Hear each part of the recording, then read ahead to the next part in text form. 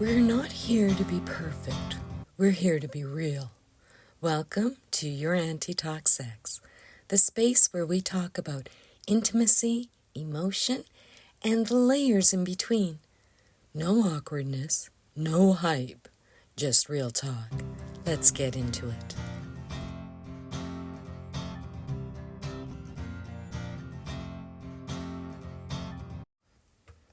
You're with your auntie, and I picked out a question here from a young man that I received.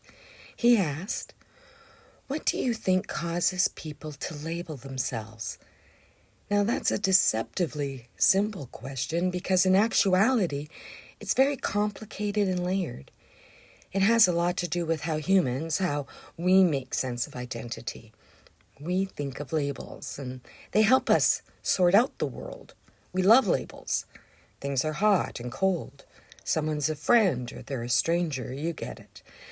And so we choose labels to sort ourselves.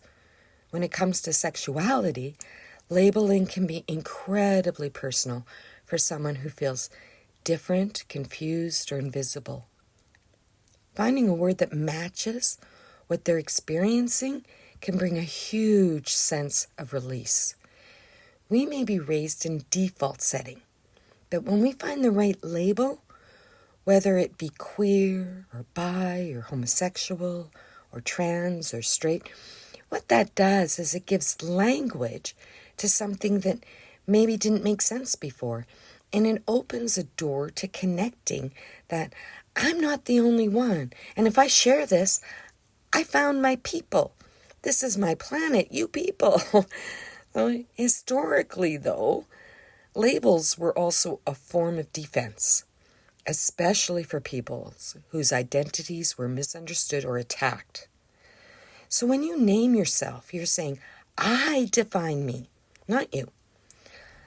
I'm also going to say this personally. I was raised religious.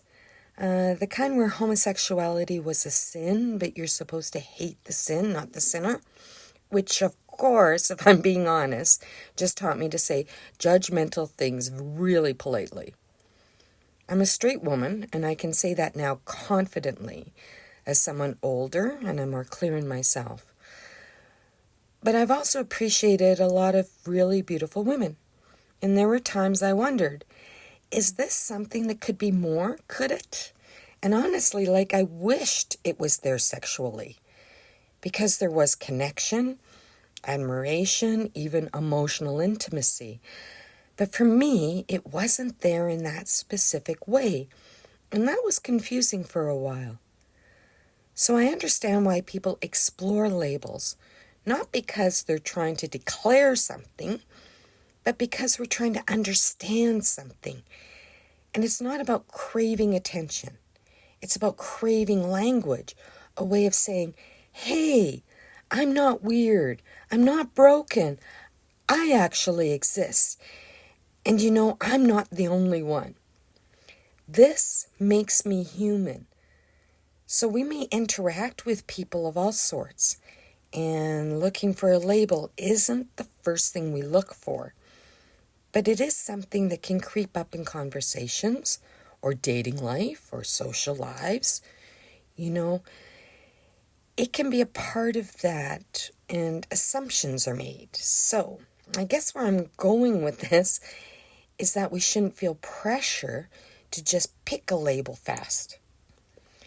If someone wants to know, they're getting personal with you on that level, and you say, well, I don't know yet. People might get uncomfortable, or they want to box you in for their own clarity. So I think a good way to respond is just to allow yourself to let them feel uncomfortable. If you don't know yet, you're being honest.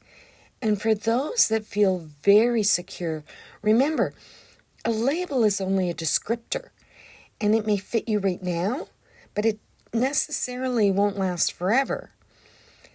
That is something always to keep in mind, that what we're trying to do is describe ourselves as to who we are with our experience, our connection, our growth. And at times our sexuality, our identity changes with that. And these are descriptors. They shouldn't replace our identity, even though they are a vital and important part of it and describing our identity to others. So I think what matters the most is that people feel free to label themselves when it helps, and just as free not to when it doesn't. Remember, labels help start a conversation. They're the doorway. They're not the full house.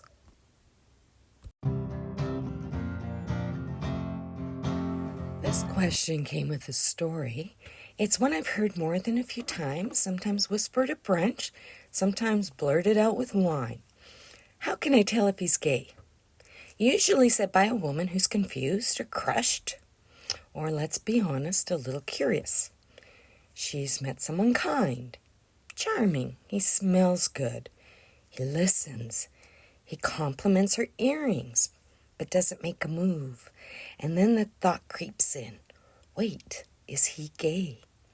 Here's the thing, that question, it's not just about him, it's about you. It might mean, why isn't he into me? Am I misreading something? Am I allowed to be attracted if I'm not sure? Am I safe to flirt? So really, it's not just, is he gay? It's, what do I do with the way I'm feeling? As humans, we love a label.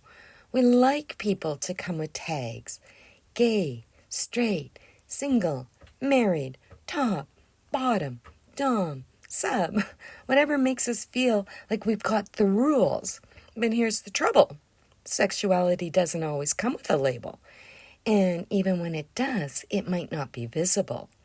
You can't always tell from the clothes or speech or wrist movement. Come on now. Attraction isn't a look, it's a truth. This brings to mind a white sport coat and a pink carnation. Here's a little history for you. In the 1890s, a man named Oscar Wilde, yes, that Oscar Wilde, wore a green carnation on his lapel, and so did a group of other men who moved in the same circles. It wasn't just fashion, it was a symbol, a quiet signal in a world that punished men for speaking their truth. A way to say, I'm here, I see you, do you see me? The green carnation never said the words, it didn't have to. And I share that because so many queer men have moved through the world not by declaring, but by signaling. They didn't owe strangers clarity, and they still don't. If you've ever asked this out loud or in your head, I'm not here to shame you. Curiosity is human, and sometimes it comes from a genuine place of connection. But maybe a better question isn't, how can I tell if he's gay? Maybe it's, why do I need to know? What would it change if I didn't? Can I be okay not knowing and still be respectful? Still be me? Because guess what? You can. Whether he's gay or not isn't really yours to diagnose. If he trusts you and it matters, he'll tell you. But people, especially queer people, don't owe us their stories just because we're curious. Sometimes the work is learning to sit with uncertainty, to honor the connection without demanding the definition.